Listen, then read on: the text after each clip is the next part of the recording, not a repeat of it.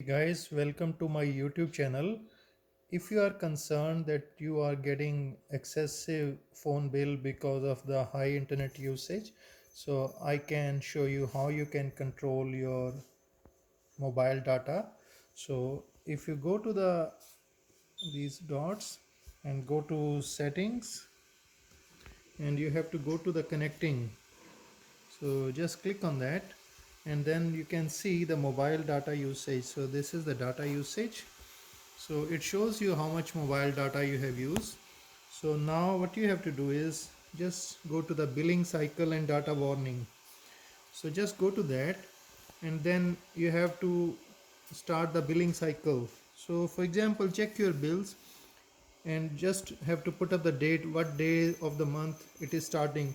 So let's say I am putting the date as a 15th of the month my billing cycle is starting. So that is my day, and then you have to put up the data warning. So now you have to set data warning. So what data limit you will get the warning, so it is up to you. So now you firstly have to set up the data limit. So on that, for example, I am putting data limit 5 GB.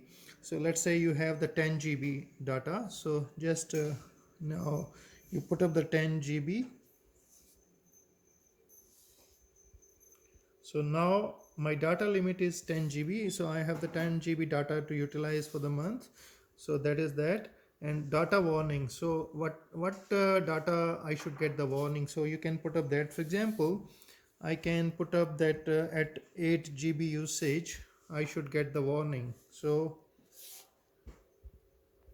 I will set that 8 GB usage data warning.